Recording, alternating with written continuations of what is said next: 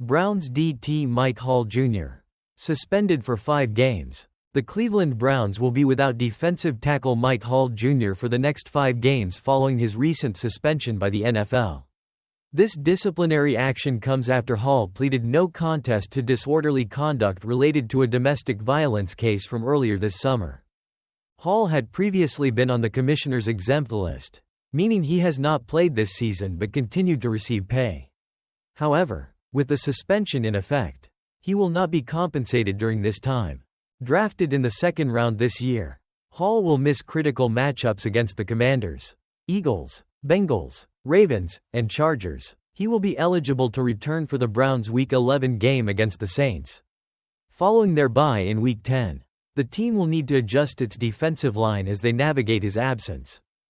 Packers evaluate kickers amid Braden Narvison's struggles.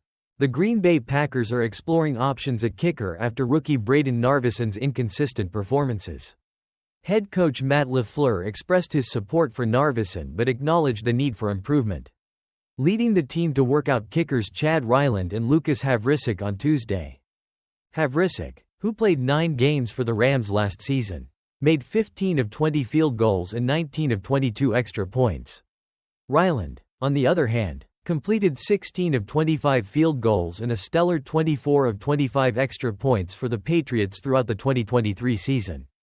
Narvison's struggles have been notable. He has already missed 4 field goal attempts this season, including a missed 48-yarder against the Titans that was wiped out by a penalty. With a success rate of just 69.2% on field goals, he remains the only kicker in the NFL to miss from under 40 yards, failing to convert a 37-yard attempt in Sunday's loss to the Vikings.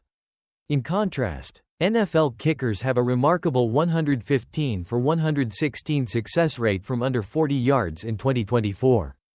Last season, Anders Carlson competed for the kicking job but was ultimately waived in favor of Narvison after the team let go of both Carlson and veteran Greg Joseph. As the Packers assess their options, the pressure is on Narvison to turn his performance around and solidify his role. Titans stand by Will Levis despite Mason Rudolph's strong performance. The Tennessee Titans have confirmed they will stick with Will Levis as their starting quarterback following their 31-12 victory over the Miami Dolphins. Despite Mason Rudolph stepping in effectively during the game, head coach Brian Callahan made it clear on Tuesday that Levis remains the starter for their upcoming matchup against the Indianapolis Colts. Assuming he's healthy, Levis left Monday's game early due to a shoulder injury after an interception on the Titans' first drive. He awkwardly landed on his shoulder while attempting to dive for a first down, leading to Rudolph taking over for the remainder of the contest. While specifics about Levi's injury haven't been disclosed, it is not expected to be serious, especially with the team entering a bye week, providing him extra recovery time. Rudolph stepped in admirably, completing 9 of 17 passes for 85 yards, leading the Titans to their first win of the season. Running back Tony Pollard contributed significantly with 88 rushing yards and a touchdown. Despite Levi's struggles this season, he has thrown 6 interceptions in 4 games. Callahan is committed to his development.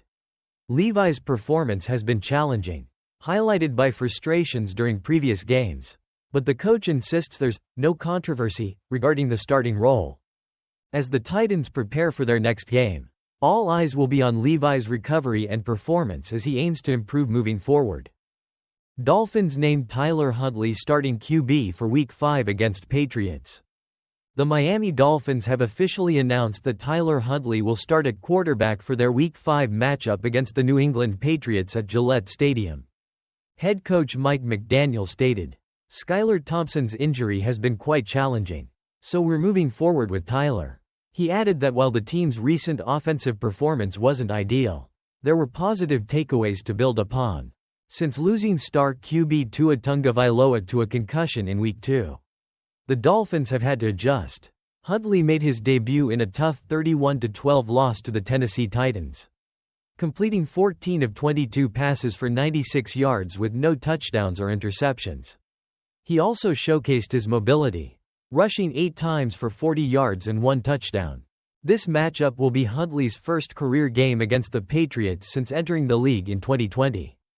Mark your calendars. Kickoff is set for Sunday at 1 p.m. Eastern Time, kicking off the first of two meetings between these AFC East rivals this season, with a rematch scheduled for Week 12 in Miami. The Pittsburgh Steelers have officially played right guard James Daniels on injury reserve after he suffered a torn Achilles, sidelining him for the remainder of the 2024 season. Daniels, 27, had started 36 games for the Steelers over the past 3 years but added just 6 snaps into Sunday's game against the Colts. Before joining Pittsburgh, he spent his first 4 seasons with the Chicago Bears. In a series of roster moves, the Steelers also released safety Jalen Elliott and cornerback Darius Rush. Elliott had played 33 snaps on special teams this season, while Rush had seen 19 snaps in 2 games, with neither player contributing on defense. To bolster their offensive line, the Steelers side got Mark Sapping from the Commanders' practice squad. Additionally, they added Eku Leota and Amico Perrin to their practice squad, making room be cutting fullback Jack Coletto and linebacker Marcus Haynes. Stay tuned for updates as the Steelers navigate the changes.